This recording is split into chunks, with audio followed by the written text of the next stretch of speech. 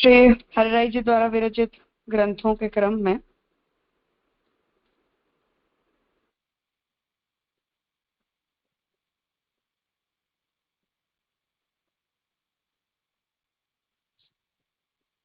सत्संग निर्णय इस ग्रंथ का अध्ययन हमने किया था।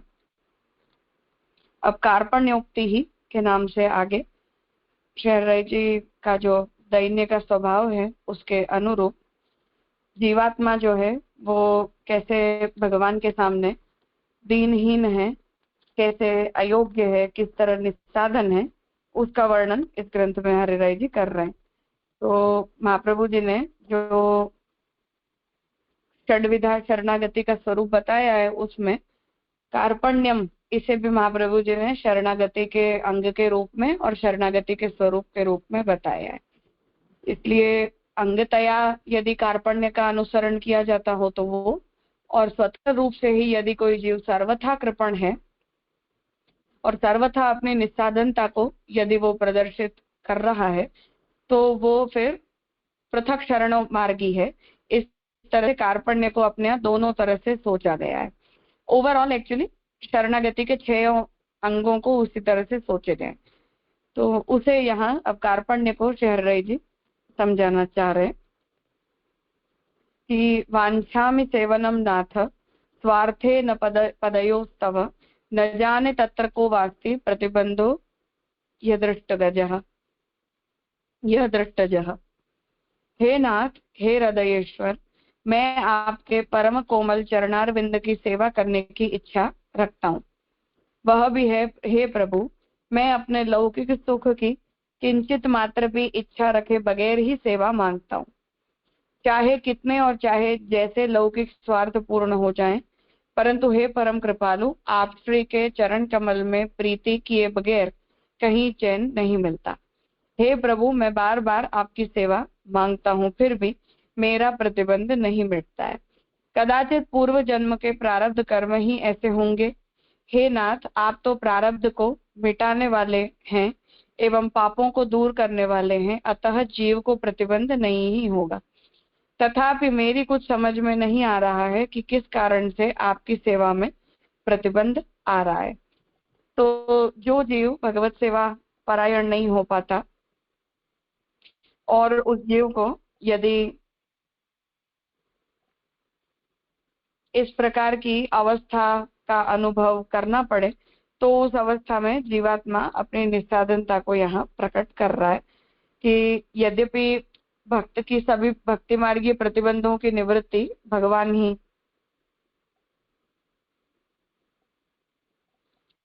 ही जो है वो उन सभी प्रतिबंधों की निवृत्ति करते हैं। फिर भी यदि किसी जीव के प्रतिबंध की निवृत्ति नहीं हो रही है तो सेवा फल में और नवरत्न में जैसे महाप्रभु जी भगवतकृत चिंता या भगवतकृत प्रतिबंधों की कैटेगरी को कंसिडर कर रहे हैं, उस तरह से अगर हम सोचते हैं तो यहाँ भक्त जो है वो ये सोच रहा है कि यदि ये प्रतिबंध भगवान ने ही निवृत्त नहीं किए हैं तो उसका तात्पर्य है कि भगवान की मेरी सेवा स्वीकार करने की अभी इच्छा नहीं है। अब किस कारण से है इस बात को तो जीव अपनी शक्ति सामर्थ्य से जान नहीं सकता है, इसलिए वो अपनी कृपणता को यहाँ प्रकट कर रहा है कि मैं चाहता तो हूँ परंतु मैं अभी कर नहीं पा रहा, और न कर पाने में यदि ये भगवतकृत प्रतिबंध है तो उस बारे में जीव असमर्थ है, इसलिए अपने असामर्थ्य को यहाँ प्रथम कारिका से प्रकट कर रहा है।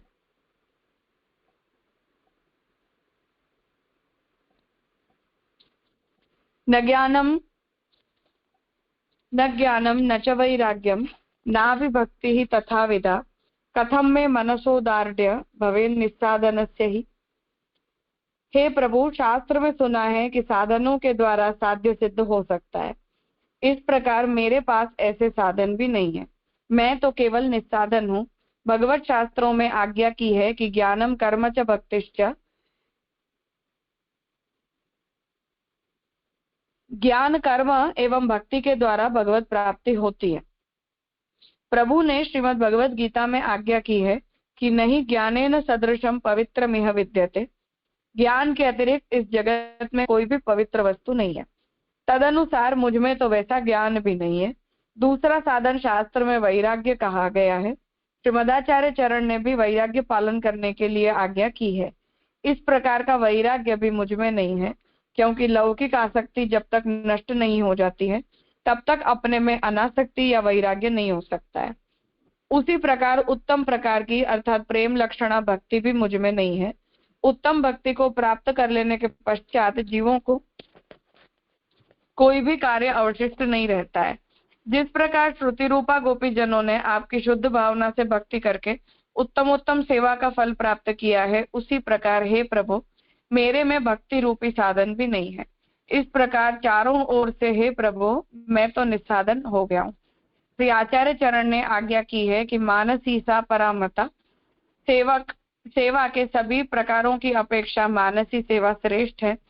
अतः चंचल मन का प्रत्येक व्यवहार आप श्री में ही होना चाहिए। इसके अनुसार जब मुझसे मानसी सेवा सिद्ध नहीं हुई है तो मेरा मन आपके चरण कमल की सेवा में कैसे दृढ़ हो सकेगा। आपकी कृपा के सिवाय मुझ में कोई सामर्थ्य है ही नहीं। तो अब द्वितीय कारिका में ये भक्त अपनी समस्या को प्रदर्शित कर रहा है कि शास्त्र के अंदर भी कुछ साधन ऐसे बताए गए हैं कि जिन साधनों से हमारा उद्धार हो, हमारी लोकासक्ति जो है वो निवृत्त हो, भगवान में हमारा मन लगे, परंतु उन साधनों के अनुरूप भी हम नहीं है। तो इसीलिए यहाँ दो साधनों को बता रहे कि एक तो शास्त्र में वैराग्य बताया गया, दूसरा ज्ञान बताया गया। तो शास्त्र सिद्ध ज्ञान भी हमारे अंदर ऐसा उपलब्ध नहीं है। जितना वैराग्य हमारे अंदर होना चाहिए ऐसा वैराग्य भी नहीं है। हम संसार आसक्त जीव हैं, संसार के अंदर हम लगे रहते हैं। इसलिए भक्त को अपने विषय में ये चिंता हो रही है कि इसलिए मुझ जैसे व्यक्ति का उद्धार तो कैसे ही होगा, क्योंकि उद्धार प्राप्ति योग्य साधनों की मेरे अंदर कमी है। और जैसी भक्ति, यदि भक्ति ज्ञान और वैराग्य की कमी को पूरी कर सकती है तो ऐसी प्रबल भक्ति का भी हमारे अंदर अभाव है। इतनी श्रेष्ठ या उत्तम भक्ति भी हमारे अंदर जो है वो नहीं है। इसलिए ऐसा जो जीव है वो जो कुछ भी कर रहा है उसमें उसे उसकी भक्ति रूपी साधन की भी उसके पास उपलब्धि नहीं है। ऐसी स्थिति में हम अपने मन के व्यवहारों को रोक नहीं पाते हैं, तो हमारा मन भगवान में कैसे लगेगा, कैसे हमें मानसिक दृढ़ होगी। यदि मानसिक की दृढ़ता नहीं होती तो चेतस्तत प्रवणम सेवा परिभाषा के अनुसार हमारे द्वारा की जाने वाली जो भी क्रिया है वो फिर भी सेवा गिनी नहीं जाती है। तो इस तरह से भक्त इस बात को कह रहा है कि मेरे अंदर किसी भी प्रकार की कोई योग्यता नहीं है और हम तो भगवान के प्रति अधीन हैं। लौकिक क्लेश हेतु में सर्वदा मनसो गति नवेद्मि केन दोषेण वर्तते लौकिक प्रियः। हे कृपानाथ, जब तक मन का प्रत्येक व्यवहार लौकिक सुख के लिए ही उलझन में पड़ा रहेगा तब तक दुष्ट स्वभाव जीव वास्तविक सुख एवं वास्तविक दुख को पहचान ही नहीं पाता है। मैं यदि बारीकी से देखता हूं तो पता चलता है कि लोक में केवल क्लेश के सिवाय अन्य कुछ भी वस्तु नहीं मिलती है, क्योंकि जहां अहंता एवं ममता बंध जाती है वहां क्लेश के सिवाय कुछ होता ही नहीं है। श्रीमद् भागवत में भी तेषाम असौ क्लेशः एव शिष्यते, लौकिक सुख में रचे पचे रहकर आपकी सेवा को न करने वाले जीवों के लिए क्लेश ही शेष रहता है। इसी प्रकार केवल क्लेश के कारण रूप इस लोक में मेरे मन की गति नित्य मुझे दिखाई देती है। हे प्रभु, ऐसा एक लक्षण भी नहीं जाता है कि जिसमें मेरा मन लौकिक सुख की चिंता करने से शेष बचा हो। हे भगवान, ऐसा मेरा कौन सा दोष होगा कि जिसके कारण मेरे चित्त में हमेशा लौकिक प्रेम एवं सुख की ही कल्पना जागती रहती है। जब तक लोक में प्रीति हो तब तक मैं आपके अलौकिक स्वरूप को किस प्रकार से समझ सकता हूँ। तो ज्ञान और वैराग्य के अभाव में हम जो है वो संसार के प्रति आसक्त हैं, और संसार के प्रति आसक्त होने के कारण सांसारिक सुख दुखों की ही हमें सुधि बनी रहती है। प्रभु संबंधी जो हमारे सुख दुख है, मतलब जो भक्ति मार्गीय सुख दुख है, वो हमें समझ में आते ही नहीं है। इसलिए ऐसी स्थिति में भक्त जो है वो दुख प्रकट कर रहा है कि लोक में से हमारा मन हटता नहीं है, लौकिक सुख दुख की अनुभूति बनी रहे तब तक भगवत अनुभव की योग्यता हमारे अंदर आती नहीं है, और ज्ञान और वैराग्य की कमी होने के कारण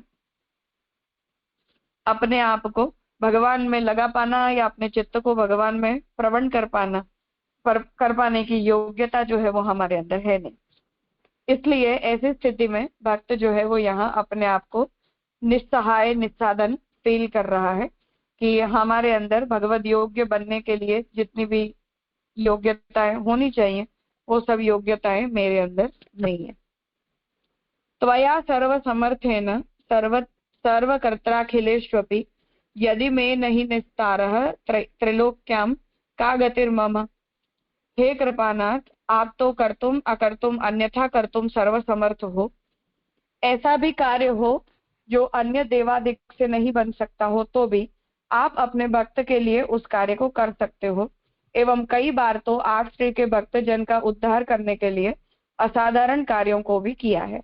आपके परम भक्त गोपी जन एवं मर्यादा के भक्त प्रहलाद अर्जुन आदि के उद्धार के लिए आपने समर्थ कार्य किए ही हैं। तो हे प्रभु, सर्व समर्थ ऐसे आप श्री के द्वारा, आपकी कृपा के द्वारा कदाचित मेरा निस्तार होगा तो ही होगा, अन्यथा तीनों लोकों में मेरा रक्षण करने वाला कोई हो ही नहीं सकता, क्योंकि आपको छोड़कर शेष सभी जीव एवं देव प्राकृत हैं, असमर्थ हैं, अपूर्ण हैं। यदि आप सर्व समर्थ प्रभु स्वयं ही इस प्रबल गति वाले लोक में से हमें तैरा कर आपकी सेवा में प्रवेश करावें तो ही हो सकता है, नहीं तो हे प्राणनाथ, मेरी गति आपके सिवाय कहीं है ही नहीं। तो भक्त यहाँ अपने भावों को प्रकट कर रहा है कि भगवान के अंदर कर्तुम अकर्तुम अन्यथा कर्तुम तीनों सामर्थ्य है, इसलिए हमारे साथ जो कुछ भी हो वो भगवान अपने सामर्थ्य से कर सकते हैं। तो अन्य साधनों की गति जहाँ नहीं है उन साधनों को भी असाधनम अपि साधनम करोति, इस तरह से पुष्टि का लक्षण श्री हरिराय जी स्वयं भी बताते हैं। तो असाधन को भी भगवान जो है वो साधन कर देते हैं। इसलिए इस प्रकार के असाधनम अपि साधनम करोति का सामर्थ्य यदि भगवान रखते हो तो भगवान जो है वो हमारे अंदर इस प्रकार की योग्यता को भी प्रकट कर सकते हैं, हमारे द्वारा की जाने वाली भक्ति का भी स्वीकार कर सकते हैं, हमें सेवा कराने योग्य भी बना सकते हैं। इस तरह से यहाँ श्री हरिराय जी भगवान के स्वरूप को समझा रहे हैं कि भगवान जो है वो इस प्रकार हमें अपनी सेवा में अंगीकार करें और भगवान की इच्छा और भगवान के कृपा बल के अतिरिक्त अन्य किसी भी साधन के द्वारा हमारा भगवत प्रवेश या भगवत सेवा के अंदर हमारी योग्यता आ नहीं सकती है। इसलिए प्रभु को ही इस बारे में यहाँ विज्ञप्ति की जा रही है। तो हम अन्य साधनों के ऊपर भी यदि निर्भर हैं तो उस प्रकार की हमारी निर्भरता भी पुष्टि मार्ग के अंदर अयोग्य मानी जाती है। इसलिए केवल और केवल भगवान के अंदर ही साधन निष्ठा का होना और प्रभुकृत साधनों से ही फल की प्राप्ति होना, ये प्रभुकृत कृपा के द्वारा ही फल की प्राप्ति होना, इसी प्रकार का निश्चय हमें करना चाहिए। ये बात यहाँ श्री हरिराय जी सिद्धांततः हमें समझाना चाह रहे हैं। और जो अन्य भक्तों अर्जुन प्रहलाद जी वगैरह के लिए जो मर्यादा शब्द का प्रयोग किया गया है वो तात्पर्यतः वो मर्यादा जीव है, मोक्षकामी है, ऐसा उसका तात्पर्य नहीं है, क्योंकि नृसिंह जी खुद ही इस बात को कह रहे हैं कि भगवान ने जब सामने चलकर उन्हें प्रहलाद जी को फल देना चाहा तो भी प्रहलाद जी ने मना कर दिया। तो दिय मानव न गृह्णाति, ये वचन तो प्रहलाद जी के लिए ही ठाकुर जी ने कहा है। इसलिए वो बात वहां हमें समझनी चाहिए कि उन्हें उस दृष्टि से, सकाम होने की दृष्टि से मर्यादा मार्गी नहीं बोला जा रहा है, परंतु गोपीजन सर्वोत्कृष्ट भक्त हैं, इसलिए उनके संदर्भ से अन्य सभी जो हैं वो मध्यम कक्षा के हैं, ऐसा हमें वहां अर्थ समझना चाहिए। और वैसे भी वो शब्द विवेचनकार ने लिखा है, पर यदि लिखा भी है तो उसका ये तात्पर्य हमें समझना चाहिए कि वो इस संदर्भ से लिखा गया है। लिटरली उन्हें मर्यादा मार्गी कहने में या मर्यादा जीव कहने में तात्पर्य नहीं।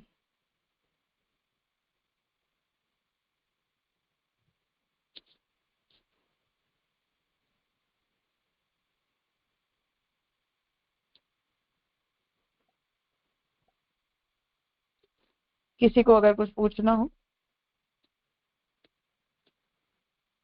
हाँ हितेन भाई। हाँ राजा, पर अर्जुन जी को और उसे तो हम मर्यादा पुष्टि या पुष्टि मर्यादा इस तरह गिनते हैं ना कृष्ण जी प्रभु जो न्यासादेश। हाँ हाँ बिल्कुल।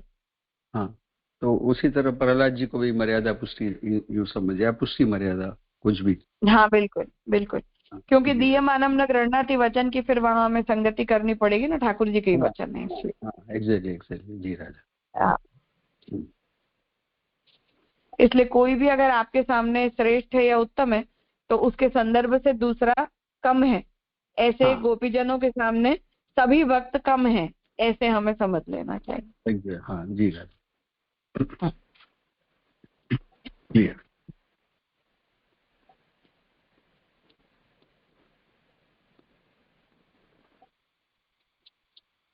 दुष्टतां स्वस्य जानामि धर्मत्यागं च सर्वथा किं करोमि न वै किंचित स्वाधीनं सेवकस्य मे।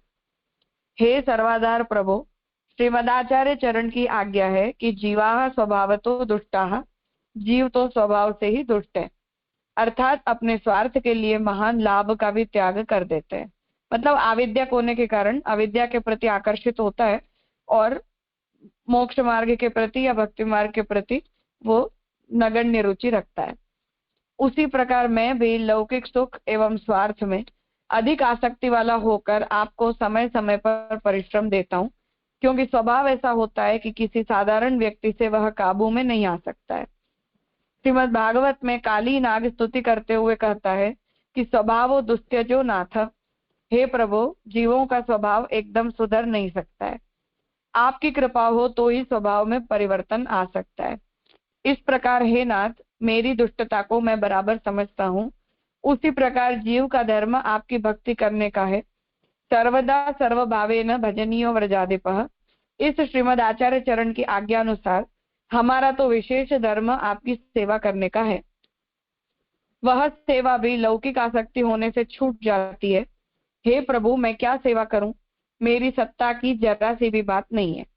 उसी प्रकार मेरी शक्ति में सामर्थ्य में कुछ भी नहीं है, जिसके कारण मैं अपनी दुष्टता का त्याग करके आपकी सेवा करने के लिए तत्पर बनूं।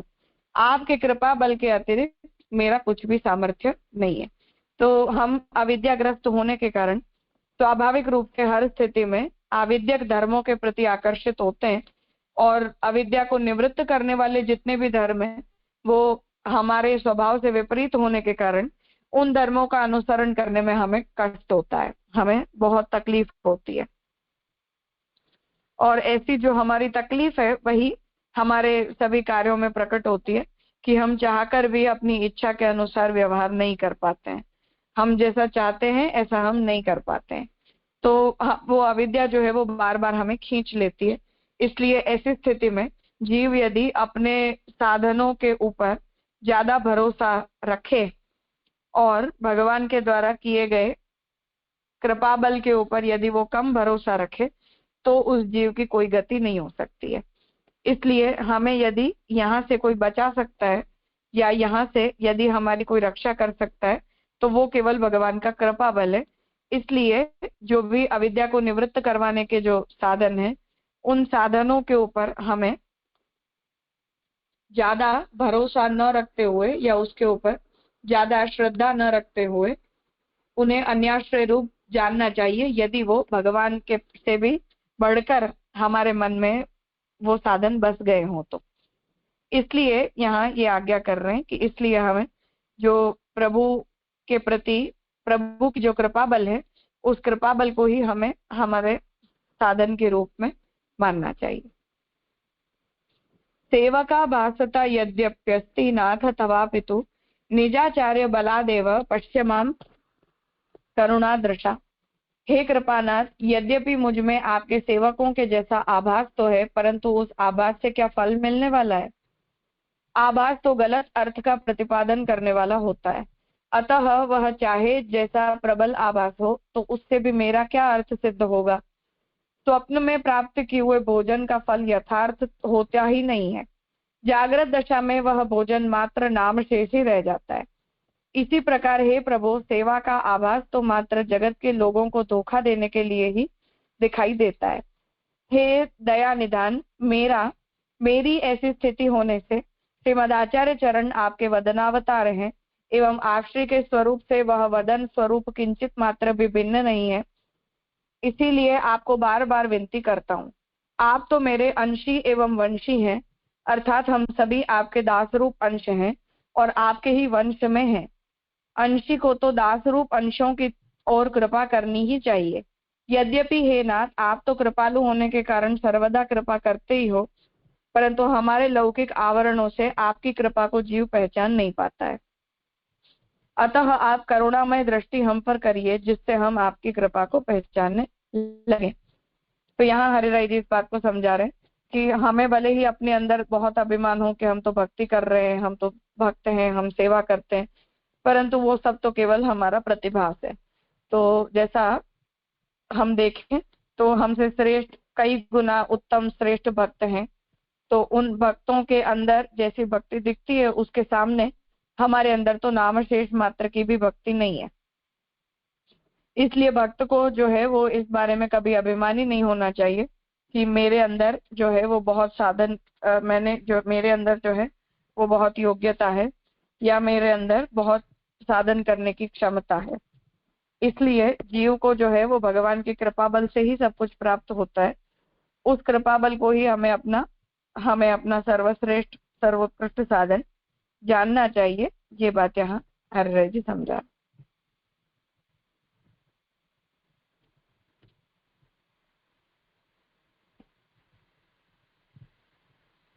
कुछ पूछना है?